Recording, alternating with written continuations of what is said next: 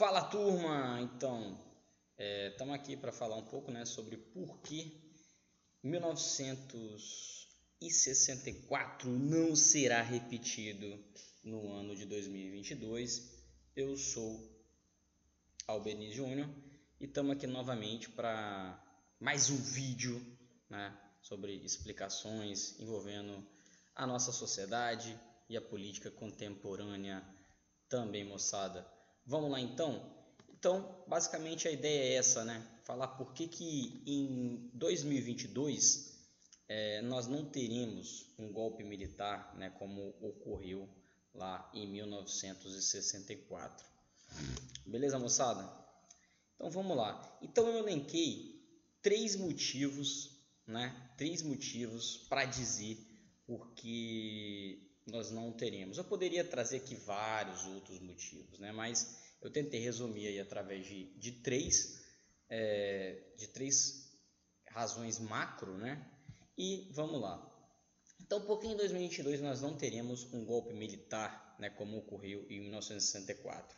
Primeira questão, moçada, a sociedade, né, infelizmente, o Estado, o governo, os governos, eles são extremamente influenciados pelo cenário internacional, né, e pelo cenário principalmente do capitalismo financeiro, né? Nós vivemos sempre, infelizmente, por uma relação, né, de troca, de compra e de venda, buy and sell, o tempo todo frenética pelos mercados globais, né? E com isso também, isso influencia, né? Em 1964, o que aconteceu? Nós estávamos, né, o cenário global estava na Guerra Fria, né? Nós estávamos lá na Guerra Fria, e com isso os Estados Unidos eram o polo capitalista, União Soviética o polo socialista, e com base nisso, né, e nós acabamos, né, estando sob influência dos Estados Unidos, e também nós tivemos em 1959 a Revolução Cubana, né, que trouxe, iniciou-se, né, um processo revolucionário socialista lá em Cuba, né, e isso fez com que os Estados Unidos ligassem um alerta, né, e naquele momento os Estados Unidos estavam apoiando vários golpes militares na América do Sul, principalmente, né, como nós tivemos na Argentina, no Chile também, mas em outros países. O próprio Uruguai também teve uma ditadura militar, né? Todas essas ditaduras que ocorreram nos anos 60, 70 na América do Sul, ela foi muito influenciada pelo interesse dos Estados Unidos para que não tivesse um avanço, né, socialista e de influência da União Soviética na América do Sul. Dito isto, eu acredito que o principal motivo pelo qual nós não teremos em 2022 é porque o jogo virou, né? Parece que o jogo virou e o cenário internacional ele está desfavorável, né, a golpes militares, principalmente em países do nível do Brasil, né, do nível econômico, do nível de estabilidade, né? Então nós temos um cenário desfavorável, né, a golpes militares. Nós tivemos, eu separei aqui a fala do Biden, né, logo após aí a vitória do Lula, né, no mesmo dia, né, 30 de outubro, ele já foi lá dando parabéns, né, reconhecendo a vitória do Lula e tal. E aí lá atrás, né, Estados Unidos, Alemanha, Inglaterra e França, principalmente, né, do bloco e os Estados Unidos, Alemanha, Inglaterra e França como grandes países desenvolvidos e grandes democracias também lá na Europa. Índia e África do Sul, né, como representantes dos BRICS, e tem um vigor democrático maior, e a China e a Rússia, né, com suas várias questões lá peculiares, não podemos considerá-las como democracia, mas de certa forma eles têm um pragmatismo não intervencionista, né? Então aí eles já logo declararam apoio, né, ao novo presidente eleito no Brasil. E aí o próprio mercado financeiro, né? É interessante a gente observar que logo nos primeiros dias, né, hoje nós estamos no dia 16, estamos aí 16 dias após a vitória de Lula, e nós observamos o que? O mercado financeiro, né, internacional, ele conseguiu, né, devido a essa euforia internacional, devido às trapalhadas lá que o Bolsonaro causava no cenário internacional, você vê uma busca, né, do capitalismo internacional por vir para o Brasil.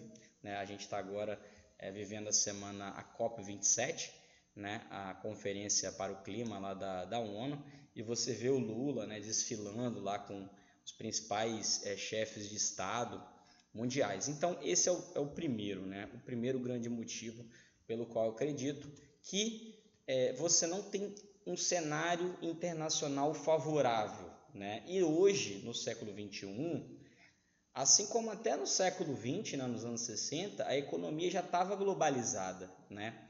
Então, se você faz uma disrupção política num cenário de economia globalizada, né, onde você tem aí um mundo multipolarizado, todas essas conexões internacionais econômicas e políticas, isso é muito ruim para a economia, né? Muito, muito ruim. Então, você acaba causando, dito o que o próprio temor, né, o fantasma, né, da Venezuela, como nós temos aqui na América do Sul também, né? Então você acaba sabendo que isso é uma medida que vai contra, né, o sistema de democracia liberal, né, da atualidade.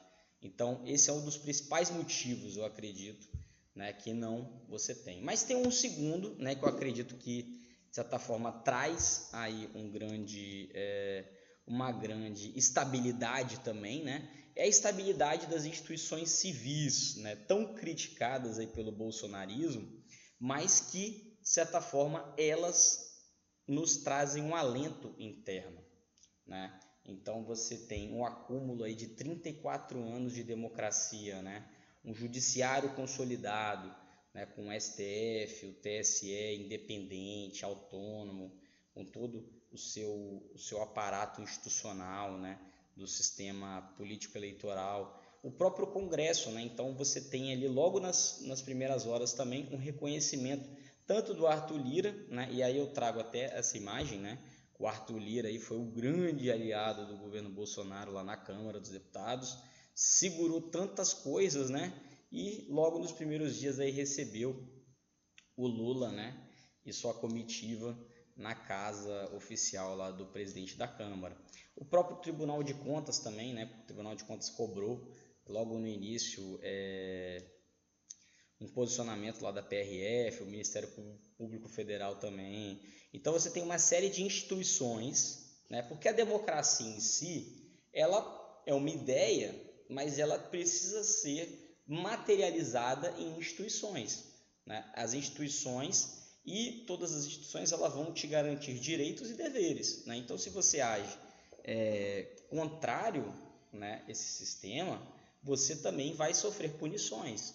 Então propriamente o próprio STF lá nos primeiros dias colocou, quando tiveram bloqueios, né, nas estradas, colocou punição para os policiais rodoviários federais que não tivessem cumprindo sua função, né? Então você precisa das instituições para garantir a democracia, garantir de fato a verdadeira liberdade de expressão no país. Beleza?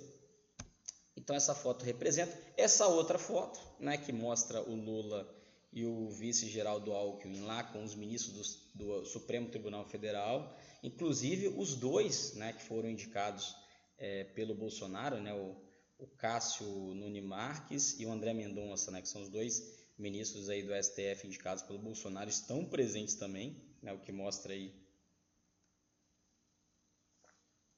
um alinhamento do colegiado. E aqui nós temos o ministro da Casa Civil do Bolsonaro. Então, por mais que existe todo esse alarde, todo esse ororô, todo esse mimimi, você tem ali, né, o nosso ministro da Casa Civil, Ciro Nogueira, estava esquecendo o nome dele, Ciro Nogueira, ali junto com o Geraldo Alckmin, né? Então, logo no dia 4 de novembro, né, foi oficializado a nomeação do Geraldo Alckmin como coordenador da transição governamental, né, publicado no Diário Oficial da União, com direito a 50 cargos, né, foi disponibilizado lá o espaço do Centro Cultural do Banco do Brasil em Brasília, né, também para essa posse, para a equipe, né, de transição trabalhar. Então, você vê ali fatos concretos que estão mostrando, né, que a transição está ocorrendo, né, ou seja, as instituições, como dizem, as instituições estão funcionando independentemente aí de todo o alarde, né, que você tem por trás disso. E aí o terceiro ponto, né, que eu considero importantíssimo, mas ele é o terceiro ponto. Então eu tive o cenário internacional favorável à democracia, né, à transição democrática, alternância de poder, o cenário das instituições, a estabilidade das instituições 34 anos depois. Vale lembrar um ponto, né, comparando até com 64, eu estou tentando até trazer coisas mais atuais para o vídeo não ficar tão grande, mas em 64 nós tínhamos ali menos de 20 anos, né, de 1946 a 1964, o Brasil tinha tido 18 anos de democracia só. É muito pouco, né? A gente tem quase o dobro aqui agora, é quase o dobro de período democrático. E aí o mais importante, o terceiro, a cereja do bolo, né? Na verdade, eu falo que o primeiro é o mais importante, mas todos os três eles vão se concatenando, que é a subordinação dos militares à democracia. Tem flerte golpista entre os militares? Tem. Agora mesmo recente tinha um comandante lá da aeronáutica falando que estava curtindo, né, no Twitter posts, né, golpistas e tal. Mas na prática os generais eles estão quietos, né? A não ser assim algumas questões, como aquele relatório lá do Ministério da Defesa, mas até trazendo aqui, né? Trazendo aqui, por exemplo, estou mostrando para vocês aí o relatório do. Deixa eu me aumentar aqui, cara, que eu gosto de me observar também, pô.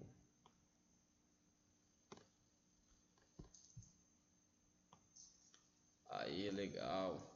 Então a gente tem aqui, ó, o Ministério da Defesa entrega relatório sobre o sistema eleitoral sem apontar fraudes, né? Então, assim, existe esse flerte, tipo assim, no fundo do coração, mas eles não têm nem mais paciência para isso, né? Então, o próprio legado, os militares lá dos anos 60, 70 e 80, eles falam, né, com a galera da ativa, tipo assim, moçada, dá muito trabalho governar, né? Então, assim, dar um golpe não é fácil, né? Então, você tem que ter toda uma conjuntura favorável, que teve a conjuntura favorável lá em 64, mas em 2022 não tem, né? Graças a Deus, nós não temos, graças a Deus, e a todo esse avanço também institucional que nós tivemos. Então, a subordinação dos militares à democracia. Quando eu coloco aqui, eu também coloco não só militares, mas outros agentes da segurança pública, né, que são civis, né? Os policiais rodoviários federais são civis. E a gente teve aí, ó, as próprias instituições lá, TCU, STF, cobrou da PRF, né? Cobrou da PRF ação. Então aí eles divulgaram até hoje que 49 pessoas foram presas por bloqueios em rodovias federais. E aí até foram pessoas mais ligadas à direção ali dos bloqueios, né? E o estado que mais teve casos de prisão foi o de Santa Catarina. Inclusive foi até aquele que teve um guarda municipal lá que inventou aquela história das 72 horas, que em 72 horas as pessoas, o exército e o presidente Bolsonaro iam dar um golpe de estado e tal. Enfim, beleza. Então basicamente eram esses, né? Eram esses os três motivos, né, por quais nós em 2022 nós não teremos um golpe militar como ocorreu em 64, né? Então começando pelo aquele que eu acho mais importante, né, que é o cenário internacional, né, o mercado financeiro internacional, ele de certa forma quer essa estabilidade, né? Ele quer o Brasil com essa estabilidade, essa segurança jurídica de saber, ó, tem uma eleição, ganhou fulano assume, né? Porque também o próprio Lula, ele não é menino, né? Ele teve ali o Alckmin acaba sendo o seu grande fiador também mais ao centro, mais ligado a questões mais tradicionais da política brasileira. E aí você tem um apoio do cenário internacional, né? Você tem estabilidade das instituições civis, né? Como o judiciário, o legislativo, né? E outras como o TCU e o Ministério Público Federal também. E por último, você tem essa subordinação. Por mais que exista, né, todo um sentimento emocional ali no Exército, muitos cargos também, né, muitos cargos foram ocupados por militares no governo Bolsonaro, com salários altíssimos, mas essa galera também sabe que ela depende daqueles outros dois pontos, né? Que o que fez em 64 o Jango, né, o Jango lá fugir do Brasil, né, e acabar com isso, os militares assumindo o poder, né, em 64, foi o fato dos outros dois pontos anteriores terem tido, né, uma forte adesão, né? Os Estados Unidos eles fizeram, né, todo um avanço militar, né, no Oceano Atlântico Sul, né? Então eles deram recomendações aos militares. Então foi todo um outro cenário, né, que nós não temos agora em 2022. Então é como se nós tivéssemos um golpe militar agora, seria como se as Forças Armadas, né, o Exército, a Aeronáutica e a Marinha tivessem causando uma treta com o mundo inteiro, né? E num cenário globalizado de economia conectada como a gente vive hoje, seria um caos econômico, né, para o Brasil, assim, seria um caos. Então é muito melhor eles ficarem quietos, né, esperarem aí, já que todos eles também são funcionários públicos, têm estabilidade, têm seus salários garantidos, né? Então é muito melhor esse momento de maior calma para eles também. Basicamente isso, moçada. O vídeo já está ficando grande, 17 minutos. E é isso. Curta, comente e compartilhe. Valeu!